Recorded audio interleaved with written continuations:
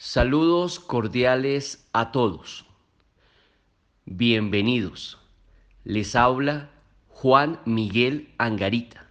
Hoy continuaremos con el ciclo de capacitaciones en Derecho Penal, dirigida a criminalistas, en nuestro día 3. Bueno, muchas gracias, Juan Miguel.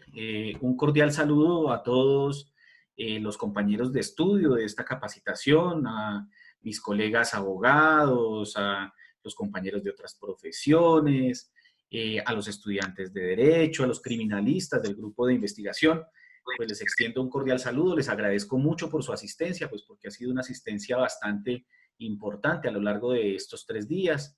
Hemos recibido unos comentarios muy positivos sobre nuestras capacitaciones, en especial el comentario que más me ha gustado es el hecho de que hayan, digamos, recibido con claridad los conceptos. Eso para mí es muy importante, pues porque este es un grupito pequeñito que nosotros tenemos de estudio en el que nos estamos capacitando, en el que estamos haciendo un repaso. Aquí todos somos estudiantes y qué bueno que este proceso sea para todos nosotros bastante enriquecedor. Entonces les agradezco mucho su asistencia y también les agradezco mucho su colaboración en el sentido de que preferiblemente mantengan apagadas sus cámaras, pues porque la activación de las cámaras dificulta un poco la señal y asimismo también que tengan apagados sus micrófonos para efectos de que pues solamente se escuche la voz mía durante la actividad. Esto tiene un propósito y es que como tenemos un tiempo tan limitado, somos tantas personas, pues es bastante complejo entrar a responder preguntas a lo largo de la charla. Entonces, pues esas preguntas las estamos recopilando y al final de algunas temáticas estoy incluyendo las respuestas de manera tácita en el trabajo que vengo desarrollando en la construcción de esta presentación. Bueno, queridos amigos, entonces a lo que vinimos, vamos a iniciar entonces con un pequeño recuerdo de lo que hicimos el día de ayer. Iniciemos con la primera diapositiva, por favor, Camilo.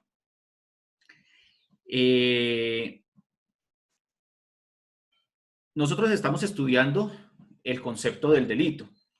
Este concepto, yo les decía a ustedes, es de bastante utilidad para todos los que nos dedicamos a operar jurídicamente el derecho penal. Yo les decía a ustedes que este concepto del delito se integra de unos elementos sin los cuales no podemos estar hablando de delito. Podemos estar hablando de una conducta inmoral, podemos estar hablando de una conducta desagradable, pero no estamos hablando de una conducta delictiva. Recordemos bien este concepto. Hablamos de que el delito es una conducta humana que tiene 3 características puntuales. Es una conducta típica, es una conducta antijurídica y es una conducta culpable. Siguiente diapositiva.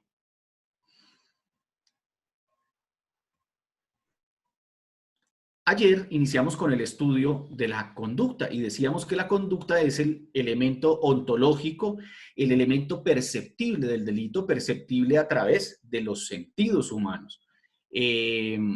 Perceptible a través de la visión, a través del tacto, a través del oído, y decíamos que es un elemento perceptible en la medida en que no puede ser la conducta una condición especulativa de la existencia del delito. Nosotros no podemos entrar a presumir la existencia de la conducta, sino que tenemos que poderla percibir a través de los sentidos para poder afirmar que en la práctica, desde la perspectiva ontológica, existe un delito. Entonces estamos en el estudio de ese primer elemento del delito que es la conducta. Y decíamos ayer, siguiente diapositiva, que la conducta delictiva tiene dos versiones. La conducta delictiva se puede desarrollar por vía de acción o se puede desarrollar por vía de omisión. La acción consistía en hacer algo y la omisión consistía en no hacer absolutamente nada. Y decíamos que la omisión también es delictiva en dos categorías puntuales, cuando hablamos de la omisión propia o cuando hablamos de la omisión impropia. Y y decíamos que la omisión propia es aquella omisión delictiva en la que la norma penal establece expresamente el deber jurídico que el ciudadano debe cumplir y que no cumpliéndolo conlleva a la consecuencia jurídico penal. En tanto que la omisión impropia se caracteriza porque la norma penal no trae expresamente ese deber jurídico que debe cumplir el ciudadano, pero sí lo trae de manera implícita, de manera tácita, de manera inherente a la redacción del texto normativo, de tal manera que es el ciudadano quien tiene que inferir el deber jurídico impuesto por la norma penal, verbigracia, el deber de no matar en el delito de homicidio. Entonces decíamos que la conducta es una acción o una omisión que puede ser una omisión propia o una omisión impropia. Y ayer aclaramos esos conceptos y pusimos algunos ejemplos puntuales. Siguiente diapositiva. Nosotros decíamos que la conducta solamente se puede imputar a una persona, la conducta punible solamente se puede imputar a una persona a título de autoría o a título de participación. Ayer aclarábamos que la imputación es la atribución de una conducta a una persona determinada. Es decir, la imputación es esa herramienta que me permite a mí como operador jurídico decir que Pepito Pérez fue la persona que cometió el delito de hurto sobre determinada persona.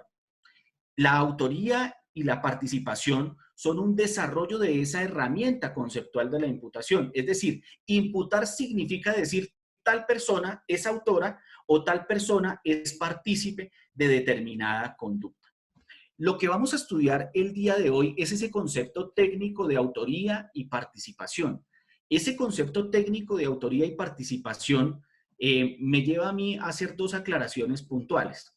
En las facultades de Derecho, cuando uno estudia teoría del delito, los conceptos de autoría y participación los estudia una vez supera el análisis de toda la estructura del delito. Eso lo hace uno en las facultades del derecho, de Derecho. Entonces, en las facultades de Derecho, lo tradicional que ocurre es que el profesor de teoría del delito le explica a uno qué es la conducta, le explica a uno qué es la tipicidad, le explica a uno qué es la antijuridicidad, qué es la culpabilidad, y cuando ya integra toda esa estructura, ahí sí entra a hablarle a uno del concepto de autoría o participación. Eso lo hacemos en las facultades de Derecho, pero para efectos de esta capacitación yo invertí un poco los criterios de análisis para analizar junto con el primer elemento del delito, denominado conducta, analizar también cómo se imputa la conducta, verbigracia a título de autoría o a título de participación. ¿Por qué lo hacemos de esta manera y no como lo hacemos en las facultades de Derecho? Pues porque estamos en una capacitación muy corta, tenemos muy poco tiempo, tenemos que restringir o resumir bastante el análisis, y me pareció pertinente que no solamente se hable de la conducta como elemento del delito, sino se hable, para finalizar ese capítulo de la conducta, de las razones jurídicas por las cuales yo puedo decir que una persona es la responsable de haber incurrido o no en determinada conducta. Entonces, esa es la razón por la cual invertí este proceso de análisis, pero en la práctica, al final de esta exposición, ustedes van a saber para dónde vamos con la actividad. Bueno, como dijimos que una conducta puede ser atribuida a una persona a título de autoría o participación, entonces ustedes se estarán preguntando en este momento qué es la autoría y qué es la participación. Entonces vamos a iniciar con eso. Siguiente diapositiva. Miren, esta diapositiva nos resume a nosotros el esquema de análisis que estamos desarrollando. Entonces nosotros estamos estudiando el delito, lo encuentran ustedes en el circulito ese de color gris, y decimos que el delito es una conducta típica, antijurídica y culpable. No se preocupen, o sea, nosotros vamos a hablar de tipicidad, vamos a hablar de antijuridicidad y vamos a hablar de culpabilidad. No se preocupen por eso, y vamos a entrar al análisis en profundidad de esas categorías. Pero a lo que vamos en esta exposición puntual es a decir que ese delito, concebido como una conducta, es atribuible a una persona determinada, verbigracia el acusado o verbigracia el imputado, a título de autoría o a título de participación.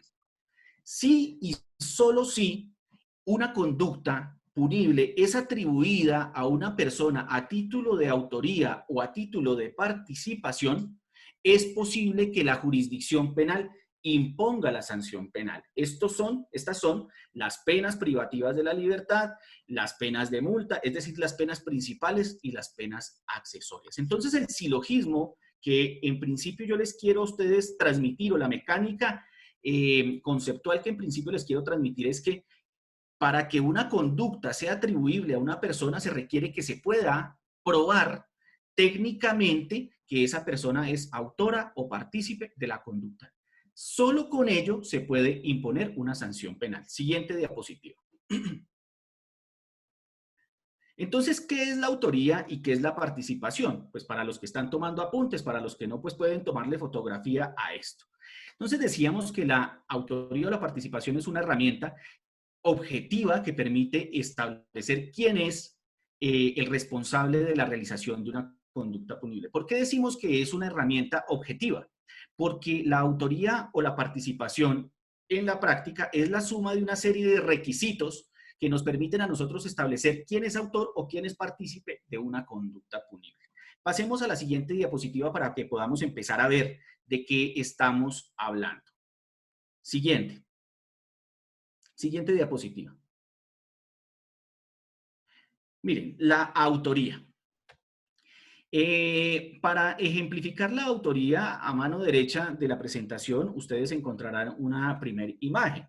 Es la imagen de una persona que está en ese momento cometiendo eventualmente un delito, porque yo pues creo que la imagen no es la imagen de una persona poniendo su teléfono celular en la cartera de esa señora, sino extrayendo ese teléfono celular de la cartera de la señora, probablemente incurriendo en la conducta de hurto, descrita en el Código Penal, que consiste en apropiarse de una cosa mueble, o apoderarse, perdón, de una cosa mueble ajena.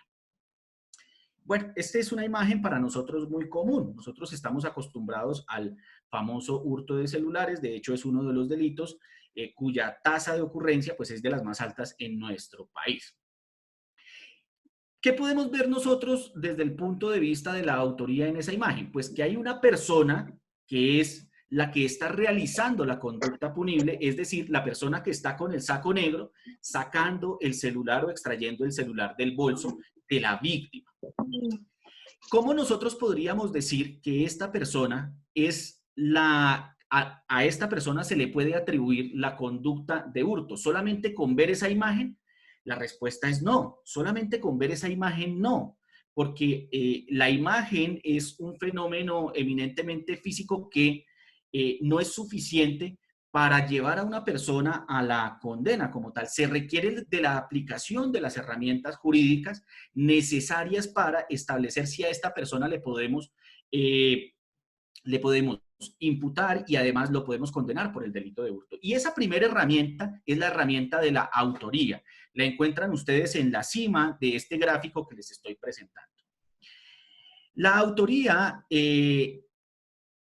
técnicamente, es una forma de realización de la conducta punible, que puede ser de dos clases, de manera directa o puede ser de manera mediata.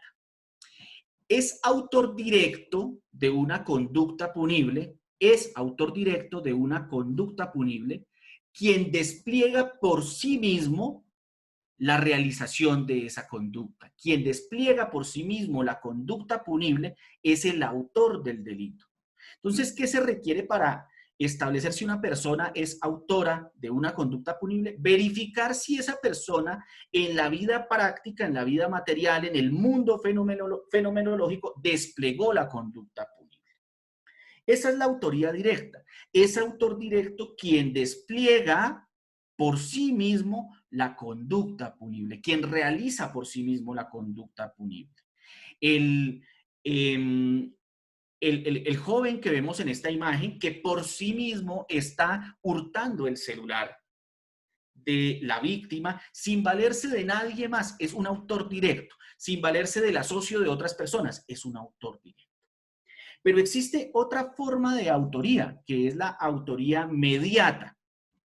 Es una forma de autoría que consiste en que una persona no realiza por sí misma la conducta punible, sino que se vale de otro para la realización de la conducta punible.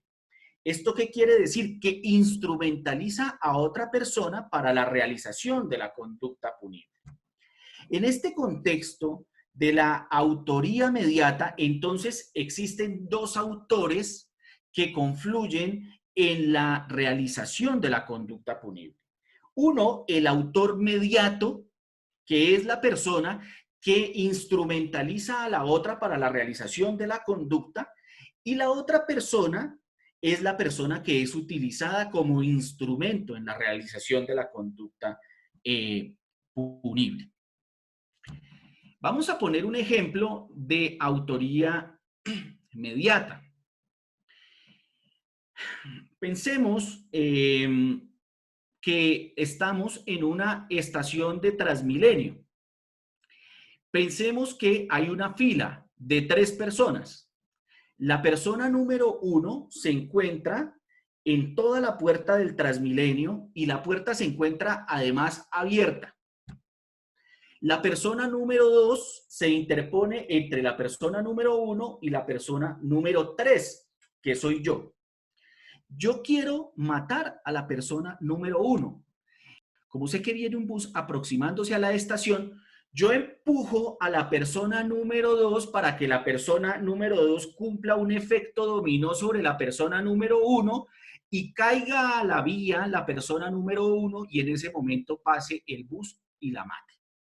Esa es una forma de autoría mediata. ¿Quién es el autor mediato? Yo. ¿Quién es el instrumento? Pues el instrumento es la persona número 2. ¿Y quién es la víctima? Pues la persona número 1. En la autoría mediata, el autor se está valiendo de otra persona a quien se le denomina instrumento para la realización de la conducta punible. Este autor mediato tiene dos características que me parecen a mí fundamentales, porque no en todos los casos, como el que acabé yo de mencionar, podemos hablar de un autor mediato. Se requiere que ese autor mediato tenga el dominio de dos cosas fundamentales, de dos cosas elementales o de dos situaciones elementales.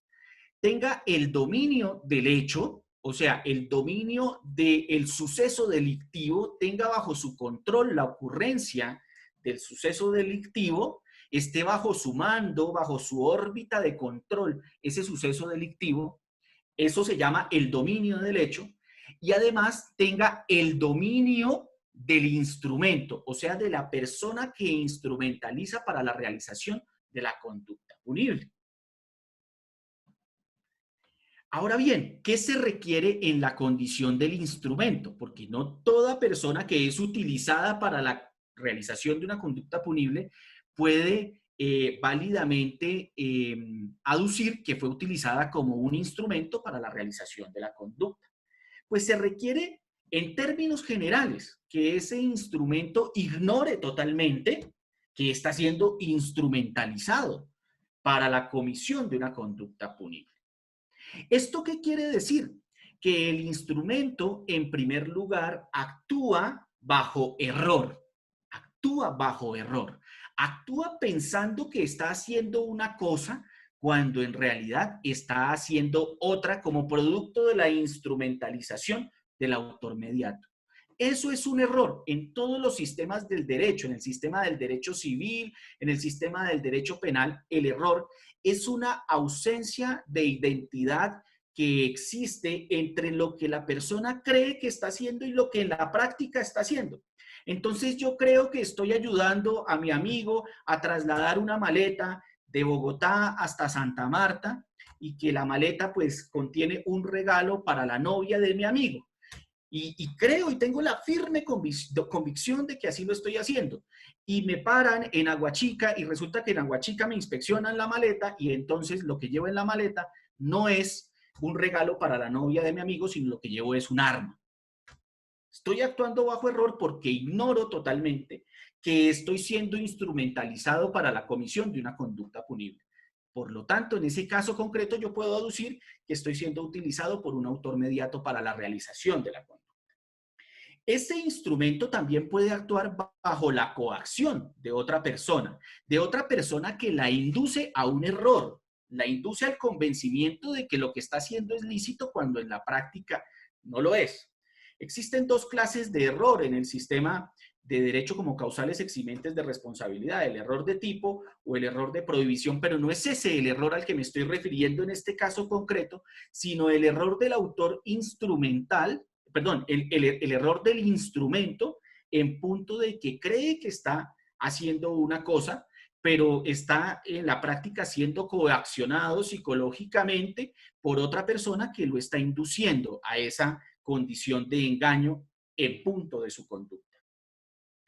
Desde luego, si el instrumento actúa bajo error o actúa bajo coacción, pues ese instrumento carece del dominio del hecho, o sea, no tiene bajo su órbita de control la producción del resultado punible. ¿Por qué? Porque no lo quiere, porque no lo desea. Y como no lo quiere y no lo desea, pues no lo controla porque ni siquiera sabe o ignora totalmente que está siendo utilizado para la realización de una conducta punible.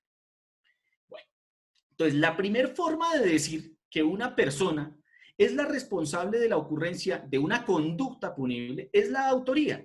Y la autoría entonces puede ser directa o la autoría puede ser mediata. La autoría directa entonces es aquella en la cual el agente por sí mismo realiza o materializa la conducta punible y la autoría mediata es aquella en la cual el agente, el sujeto activo del delito más técnicamente dicho, se vale de otra persona para la realización de la conducta punible, persona a la que denominamos instrumento.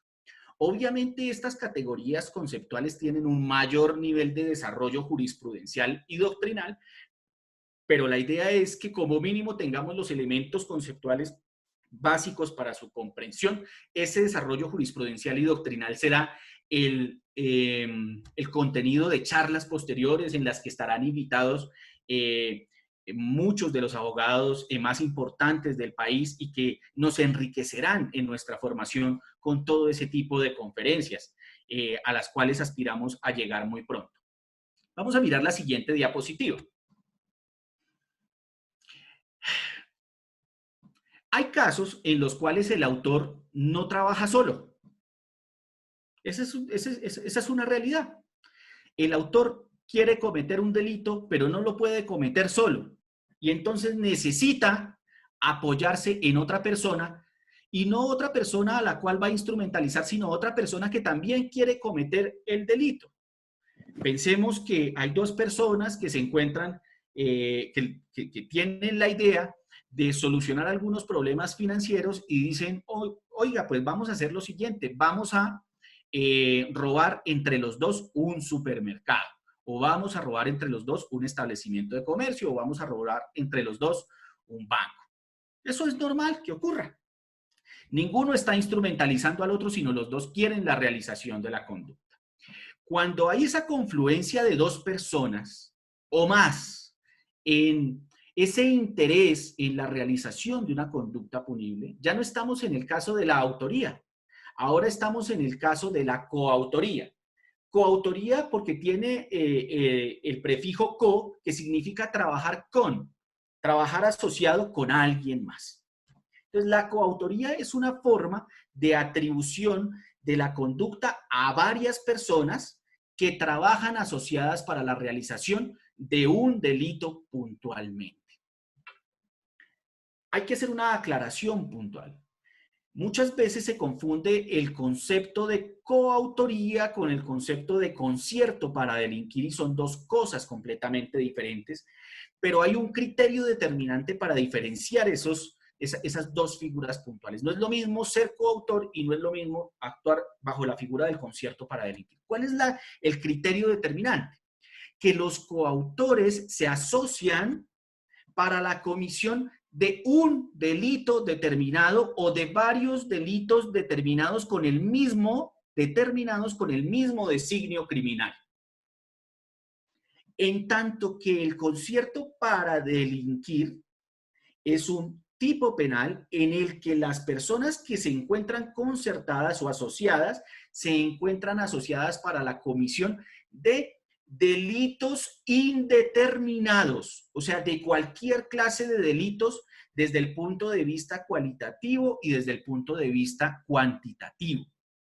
Esa es la gran diferencia entre la coautoría y el concierto. Existen otros criterios que permiten diferenciarlos en la jurisprudencia y en la teoría del derecho penal, pero para efectos prácticos, ¿qué me permite a mí diferenciar la coautoría del concierto para delinquir? Sencillo, que los coautores quieren la realización de un delito. Las personas que están bajo la modalidad del concierto para delinquir quieren la realización de delitos indeterminados, cualquiera que ellos sean. Esa es la primera advertencia que estoy haciendo. Bueno, entonces esta coautoría es una coautoría que puede ser de dos clases, la coautoría propia o la coautoría impropia. Estos cuadritos ustedes los pueden fotografiar, pero pues la idea de nosotros es que esta presentación ustedes más adelante la tengan mucho más bonita, mucho más elaborada, pues porque aquí la idea es suministrar para todos una guía de trabajo en la que ustedes más adelante puedan repasar y revisar los elementos de cada una de estas categorías. La coautoría propia. La coautoría propia es una forma de coautoría que se compone de los siguientes elementos. La coautoría propia, para que haya coautoría propia, se requiere que haya un acuerdo criminal entre dos o más personas. Para eso, entonces, esas dos o más personas tienen que previamente coincidir en querer ambos o los varios intervinientes la realización de la conducta punible. Y para ello entonces deciden cómo la van a realizar. Entonces queremos materializar la conducta punible X. No queremos hacerlo solo, sino queremos hacerlo tres personas. Decidamos cómo la vamos a materializar. Ese es el primer elemento de la coautoría propia, el acuerdo criminal, acuerdo, pacto, consenso criminal entre dos o más personas. El segundo elemento de la coautoría propia es que estas dos o más personas ejecutan de manera mancomunada la conducta punible y la ejecutan de manera simultánea y haciendo exactamente lo mismo todos. Pensemos en el caso de una ejecución extrajudicial. Ponen al frente a la víctima del pelotón de fusilamiento y en el pelotón de fusilamiento se encuentran los tres criminales que decidieron entre los tres matar a esa persona y los tres accionan sus armas al mismo tiempo porque los tres querían matar a esa persona. Esa es una forma de coautoría propia. Los tres hacen exactamente lo mismo. Esa forma de coautoría propia no es la más común, pero existe en nuestro sistema jurídico.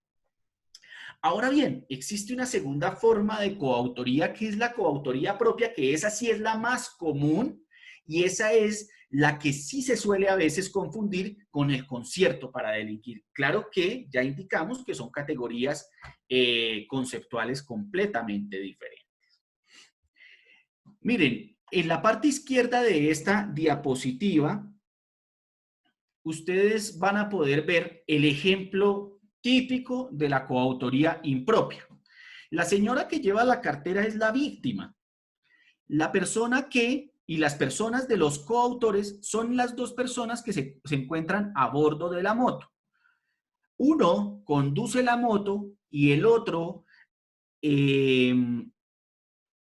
le quita su cartera o le quita su maleta a la víctima. Uno conduce la moto y el otro desarrolla la acción de hurtar, además amenazando a la víctima con un arma.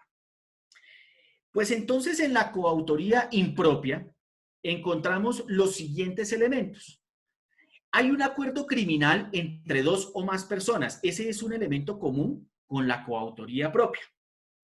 Pero en la coautoría impropia existe una división del trabajo criminal, donde los coautores lo que deciden es dividir las actividades y cada uno de ellos encargarse de una actividad determinada. No todos haciendo lo mismo, sino todos realizando un aporte significativo al mismo designio criminal. como en la foto que ustedes tienen en la parte superior izquierda de su diapositiva. Ambos se pusieron de acuerdo para optar esa cartera roja, pero no, ambos no están haciendo lo mismo. Dentro de su acuerdo convinieron que uno manejaría la moto y el otro apuntaría con un arma amenazando a la víctima para poder hurtarle la cartera. En ese caso concreto hay una división del trabajo criminal en atención a la importancia del aporte. En atención a la importancia del aporte que cada uno de ellos suministra para la materialización efectiva del designio criminal. Bien, esta coautoría impropia tiene una característica también fundamental, y es la tercera característica que encuentran ustedes en el diagrama, y es que los coautores impropios, ambos tienen el dominio funcional del hecho. Ambos coautores tienen el dominio funcional del hecho. ¿Esto qué significa? Que ambos coautores ejercen control sobre la realización o no realización del hecho. Ambos coautores determinan si se puede o no se puede realizar el hecho, de tal manera que si alguno de los dos coautores se arrepiente, desiste del designio criminal, el delito no se materializa. Volvamos a la imagen de la parte superior derecha. Pensemos que en la conducción de la moto, cuando el conductor de la moto se aproxima a la víctima, él dice, hombre, no estoy de acuerdo con esto que vamos a hacer. Y toma otra ruta y junto consigo se lleva al criminal que lleva en la parte de atrás. Pues la pregunta es, ¿tiene dominio funcional del hecho o no tiene dominio funcional del hecho? Tiene dominio funcional del hecho. ¿Por qué? Pues porque su arrepentimiento implicó, desde el punto de vista práctico, la no materialización de la conducta que querían realizar. Pongámoslo en el escenario del parrillero. Pensemos que el conductor de la moto sí se aproxima a la víctima. Y al aproximarse a la víctima, el parrillero que lleva el arma se arrepiente. Pues, ¿qué pasa si el parrillero que lleva el arma se arrepiente y no amenaza a la víctima y no le rapa el bolso? Pues no se realiza el designio criminal. De tal manera que bajo esa perspectiva, nosotros podemos entrar a decir que estas personas tienen dominio funcional del hecho porque el arrepentimiento o el desistimiento de cualquiera de los dos obstaculiza la realización del plan o del programa criminal. Bueno, entonces esta es una segunda forma de decir que alguien es responsable de una conducta punible, la coautoría propia o la coautoría propia, y ahí tienen ustedes los elementos o las categorías de análisis necesarias para establecer si una persona es coautor o si simplemente es autor de una conducta punible. Bueno, ¿por qué son importantes estas herramientas de análisis para nosotros los abogados? Pues para nosotros los abogados es porque nos permiten establecer si a una persona se le debe o no condenar, así de sencillo. Pero para el criminalista, pues porque como el criminalista se dedica a la acreditación de determinados hechos, bien sea el criminalista de la Fiscalía General de la Nación o bien sea el criminalista de la entidad privada como la nuestra, pues el criminalista no solamente tiene que entrar a la probanza de la conducta, de la tipicidad, de la antijuridicidad, de la culpabilidad, sino además tiene que entrar a establecer si se encuentran o no acreditados estos elementos de la autoría o de la coautoría, porque si no se encuentran acreditados, no es posible imponer una condena. De tal manera que las categorías de análisis son importantes porque impactan en la práctica del proceso penal. Porque en caso de que, por ejemplo, un fiscal diga que determinadas personas son coautoras impropias de tal delito, pero el fiscal no prueba que esas personas tenían el dominio del hecho, o el fiscal no prueba que existió un acuerdo criminal, o el fiscal no prueba que existió una división del trabajo criminal, pues entonces no hay posibilidad de condena. Todos estos elementos tienen que estar rigurosamente acreditados, porque es que lo que nos estamos jugando, lo que nos estamos jugando en el derecho penal es la vida de las personas, no es cualquier cosa. Por esa razón existe ese rigor terminológico, ese rigor conceptual y ese rigor probatorio frente a cada una de las categorías que estamos analizando. Siguiente diapositiva. Bueno, decíamos que la conducta se puede imputar a título de autoría o participación y que la autoría puede ser una autoría directa o una autoría mediata, que dentro de la autoría encontramos la categoría de la coautoría, que puede ser la coautoría propia y la coautoría impropia, y ahí desarrollamos los elementos constitutivos de esas categorías. Existe otra manera de decir que una persona es la responsable de la realización de una conducta puntual. Y esa otra manera es la famosa participación. La famosa participación. Entonces, para entrar al análisis de la participación, preguntémonos quiénes son partícipes de una conducta punible. Son partícipes de una conducta punible dos personas puntuales, el determinador o el cómplice. Estas son dos categorías diferentes a la autoría o a la coautoría, el determinador o el cómplice. La figura del determinador es una figura, considero yo, que es fácil de entender. ¿Quién es el determinador de una conducta punible? El determinador no es quien realiza la conducta punible por sí mismo, no es. El determinador es quien determina a otro, o sea, a un autor, para que realice la conducta punible. O sea, el determinador es quien crea la idea de realización de la conducta punible en otra persona y además convence a esa otra persona de que realice la conducta punible. Es más, el determinador le puede decir cómo, cuándo, dónde realizar la conducta punible sin que el determinador por sí mismo la realice. Ese es el determinador. En algunos escenarios donde no se utiliza, digamos, esta terminología técnica, se utiliza otra terminología, pues de pronto que en las facultades de Derecho critican mucho esa terminología, le dan mucho palo a esa terminología, pero yo la voy a usar porque me sirve para que ustedes entiendan. El famoso determinador era el famoso autor intelectual, ¿sí?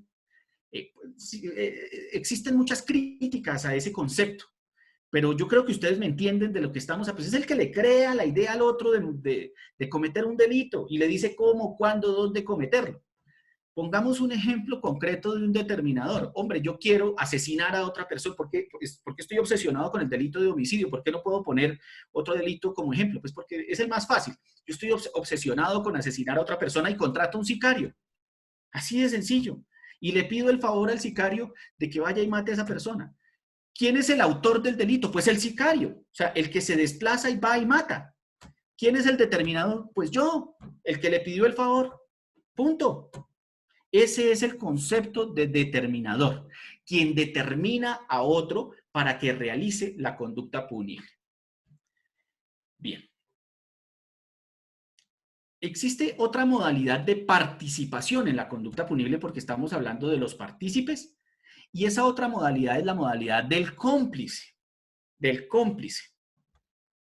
Esa palabra cómplice se suele utilizar de manera muy común, de manera muy normal, inclusive en las relaciones interpersonales, en una relación de amistad. Es que tú eres mi cómplice, dicen las personas. Pero para el derecho penal, ser el cómplice implica que esa persona del cómplice tiene tres características puntuales. La primera característica fundamental del cómplice es que el cómplice celebra junto con el autor de la conducta punible un acuerdo criminal. Y ese acuerdo criminal implica que tanto el autor de la conducta punible como el cómplice quieren la realización de la conducta punible. Ahora bien, ese acuerdo criminal puede ser un acuerdo previo a la realización de la conducta punible o concomitante con la realización de la conducta punible, es decir, en el momento de su ejecución. Ese es el primer elemento fundamental de la complicidad. Ese es el elemento fundamental de la complicidad. El acuerdo entre el cómplice y el autor. Acuerdo previo o concomitante a la realización de la conducta punible, existiendo entre el cómplice y el autor un mismo designio criminal. Bien. Una segunda característica del cómplice es que el cómplice presta una ayuda efectiva a la realización de la conducta punible. O sea, el cómplice no es un integrante pasivo del iter criminis o del programa criminal o de la ejecución de la conducta punible, sino que el cómplice sí en la práctica presta una ayuda puntual para la realización de la conducta punible. Vamos a poner un ejemplo otra vez de el delito de hurto.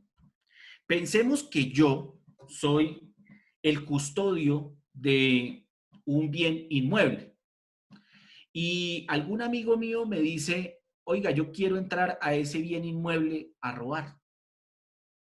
¿Usted me puede prestar las llaves? Y yo le digo, sí, yo le presto las llaves. Y me dice mi cómplice, me dice, oiga, me dice esa persona, me dice, oiga, pero usted quiere que yo entre allá a robar. Sí, yo quiero que usted entre allá a robar. Y como quiero que usted entre allá a robar, tome, le presto las llaves. ¿Qué estoy haciendo? Lo primero es que estoy celebrando un acuerdo previo al designio criminal de mi amigo. Y lo segundo es que estoy realizando un aporte o prestando una ayuda efectiva para la realización de su designio criminal. Le estoy prestando las llaves. ¿Yo estoy participando como autor de esa conducta punible?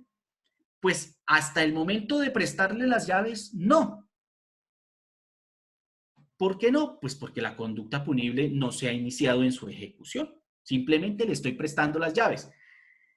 Y le digo, usted verá si va a robar o no va a robar. Usted verá si va a robar o no va a robar. Yo quiero que usted robe, pero pues hágalo usted bajo su propia responsabilidad. Y eso implica entonces que el cómplice tiene una tercer característica. Y es que el cómplice no tiene, a diferencia del coautor impropio, no tiene dominio funcional del hecho. No tiene dominio funcional del hecho. ¿Esto qué quiere decir? Que el arrepentimiento del cómplice no implica la no realización del designio criminal del autor. A diferencia de la coautoría, donde el arrepentimiento de cualquiera de los dos coautores sí implica la no realización del designio criminal de los dos coautores. ¿Y por qué en este caso concreto la entrega de las llaves no implica el dominio funcional del hecho? Pues porque el autor el autor puede ingresar a ese inmueble violentando las puertas sin necesidad de utilizar las llaves, inclusive apuntándome con un arma y sometiéndome a ser amarrado, etcétera, y entrar y materializar el delito. De tal manera que yo no tengo dominio funcional del hecho como cómplice. Bueno, este es un caso que se me ocurre aquí en medio de esta charla. Obviamente yo sé que aquí en este auditorio hay amigos fiscales, hay amigos penalistas, y cuando nosotros los abogados, fiscales, penalistas, defensores, discutimos sobre un caso, podemos durar años tratando de establecer si ese caso se acomoda o no a una figura dogmática. Pero ese es más o menos el ejemplo práctico de la complicidad. Entonces, el cómplice celebra un acuerdo previo o concomitante con el autor de la conducta punible, presta una ayuda efectiva a la realización de esa conducta punible, pero el cómplice no tiene el dominio funcional del hecho como sí lo tiene el coautor impropio o el coautor propio o el autor de la conducta punible. Bueno, si hasta aquí les han quedado a ustedes inquietudes sobre este tema, por favor déjenos las inquietudes en el chat. Eh, yo trataré en las próximas charlas de ir resolviendo esas inquietudes para que ustedes puedan de pronto enriquecer un poco más esta actividad. Y no solamente las inquietudes, sino aquí hay amigos abogados, hay amigos fiscales. O sea, este grupo de trabajo se ha enriquecido bastante y pues nuestros amigos nos pueden aportar bastante doctrina, bastante jurisprudencia, que puede servir de material de trabajo no solo para mí, sino para todos nosotros. Bueno, siguiente diapositiva, por favor. En el derecho penal colombiano existe una, digamos, una tercera forma de imputar la responsabilidad a una persona y es la figura del interviniente. Existe una discusión doctrinal entre si el interviniente es un autor o el interviniente es un partícipe. Y como ocurre en este gremio de nosotros los abogados, no existe un acuerdo, no existe un consenso. Nosotros los abogados nunca hemos llegado a acuerdos sobre algunas discusiones del derecho penal. Algunos dicen que el interviniente es un autor de la conducta punible, otros dicen que el interviniente es un partícipe de la conducta punible. Al margen de esa discusión, de si porque no me parece ni siquiera práctica, no me parece ni siquiera útil esa discusión. Al margen de esa discusión, para ser interviniente se requieren dos cosas, y es importante ser prácticos en los análisis. El interviniente es una persona que, en primer lugar, concurre en la realización de la conducta punible, es decir, participa de la realización de la conducta punible, realiza un aporte a la realización de la conducta punible. Pero tiene una particularidad de ese interviniente, tiene una característica fundamental de esta persona. Y es que esta persona no tiene las calidades especiales exigidas por el tipo penal para ser sujeto activo de la realización de esa conducta. Y voy a poner un ejemplo de base. El delito de peculado. El delito de peculado es un delito en el que el servidor público se apropia para sí o para un tercero de los recursos del Estado. Así de sencillo, de los recursos de una entidad estatal. En el delito de peculado, el tipo penal de peculado, artículo 397, exige que el sujeto activo de la conducta punible, o sea, el autor de la conducta punible, sea servidor público. Sea servidor público. Si quieren saber quién es servidor público, para efectos del derecho penal, pues ustedes pueden ir al artículo 20 del Código Penal y ahí les dice la norma quiénes son servidores públicos. Pues empleados en carrera administrativa, empleados en carrera judicial, empleados en interinidad, trabajadores oficiales, funcionarios públicos. Se requiere que sea servidor público. Si no es servidor público, no puede cometer el delito de peculado. No puede cometer el delito de peculado a la luz del derecho penal. Pues bien, pensemos que hay dos personas, una que es servidora pública y otra que no lo es, y ambos quieren cometer el delito de peculado. Entonces, el que es servidor público realiza un aporte y el que no lo es realiza un mismo aporte, realiza otro aporte a la realización de ese delito de peculado consistente en apropiarse de los recursos del Estado. Esto es que ambos concurren en la realización de la conducta punible.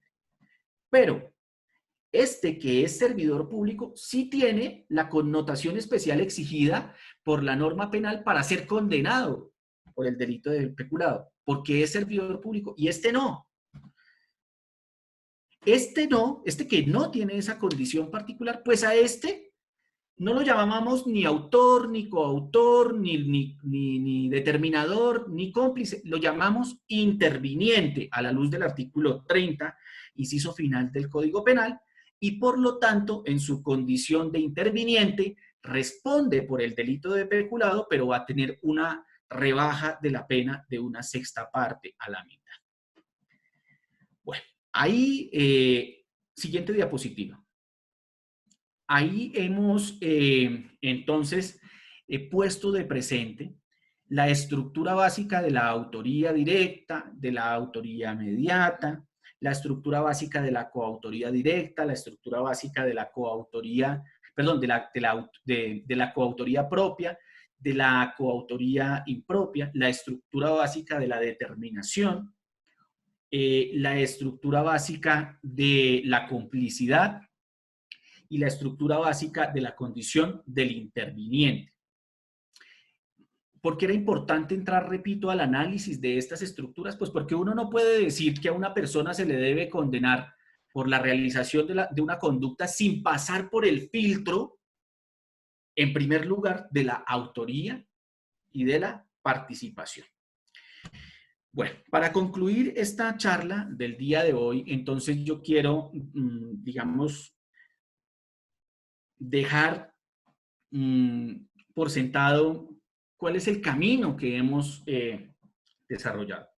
Estamos analizando el delito y ya empezamos dentro de ese análisis a analizar el primer elemento, el elemento de la conducta. Ya dijimos que es una conducta.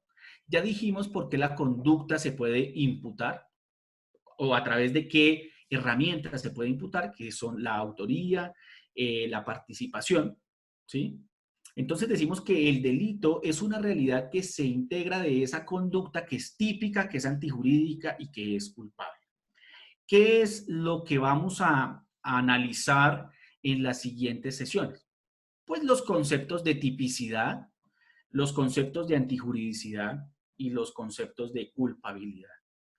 Cuando tengamos integrado el análisis de todas esas categorías, ustedes pueden ir digamos, en sus esquemas de trabajo, en sus esquemas de estudio, diciendo, hombre, para mí un delito ya no es cualquier realidad ontológica, sino que un delito es una realidad que se caracteriza por estas categorías puntuales. Bueno, estoy viendo preguntas en el chat. Aspiro poderlas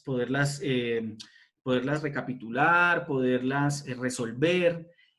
Vamos a buscar algún mecanismo para resolver esas preguntas. No sé si de pronto les mandaré algún material de estudio para que complementen aquello que les estoy diciendo. Por lo pronto, mi invitación para que establezcamos si la formación que estamos o el estudio que estamos desarrollando ha sido útil o no, es cojan una hojita en blanco, y no les voy a hacer un quiz, cojan una hojita en blanco y en sus cabecitas simplemente rememoren aquello de lo que hemos venido hablando y hagan un dibujito sobre el delito y aquello que empieza a integrar el concepto del delito. Y memoricen ese dibujito. ¿Por qué les digo que lo memoricen? Porque pues si bien la memoria no es una buena herramienta de análisis, no es una buena herramienta de estudio, sí es una muy buena herramienta de trabajo. Sí es una muy buena herramienta de trabajo. Porque la memoria le permite a uno observar la realidad con un filtro determinado. Y esto que yo les estoy diciendo que integren a su memoria les va a permitir analizar la realidad a la que nosotros nos enfrentamos como operadores jurídicos con el filtro de la teoría del delito para establecer si algo es delito o si algo no es delito. Última diapositiva. Pausas activas. ¿Por qué hacemos el tema de las pausas activas? Pues porque esto es una actividad de bienestar para todos nosotros. El libro recomendado para esta época de Semana Santa, no tiene nada que ver con la Semana Santa, pero es el libro recomendado, se llama Beloved. La persona que lo escribió es una autora estadounidense de Ohio, Toni Morrison. Es uno de los libros más hermosos que he leído en los últimos días. Trata de una... Bueno, no les voy a contar. Trata de una persona que era esclava, que fue liberada y que al ser liberada encontró inclusive otras formas de esclavitud. Narra la historia de un asesinato no desde la perspectiva del victimario, sino desde la perspectiva de la víctima. Es muy lindo ese libro y lo recomiendo. Toni Morrison fue Premio Nobel de Literatura en el año 1993. Canción recomendada, Love of My Life de Queen. una canción hermosísima. Y película recomendada. Ayer muchos amigos míos me dijeron, venga, siga recomendando películas de terror, pero películas de terror con contenido. A mí, de todas las que más la que más me ha gustado es una que se llama Entrevista con el vampiro. Para los que tienen miedo de ver películas de terror a medianoche, no la vean a medianoche, vean a las 4 de la tarde, que todavía esté de día y no sientan que la persona que los está capacitando con esta actividad los está llevando a ver películas terroríficas a medianoche. Yo les agradezco a todos ustedes. Esta actividad durante estos 3 días ha sido para mí una salida de la monotonía bastante fabulosa. Espero que el público se amplíe y que se amplíe con personas que estén interesadas en entrar a realizar una primera aproximación a estas categorías dogmáticas. Les agradezco a todos ustedes por su tiempo. Y pues también mi agradecimiento para las personas de la Fiscalía General de la Nación que el día de hoy asistieron, mi agradecimiento también para estudiantes de Derecho, para el grupo de criminalistas, para mis colegas abogados, y recibo con el mayor cariño todas las observaciones y todas las sugerencias que me quieran hacer para el mejoramiento continuo de estas exposiciones. Un abrazo grande y los dejo en compañía de Juan Miguel. Feliz Semana Santa. Muchas gracias a todos por el tiempo y la gran acogida que han tenido estas capacitaciones en nuestra plataforma Zoom.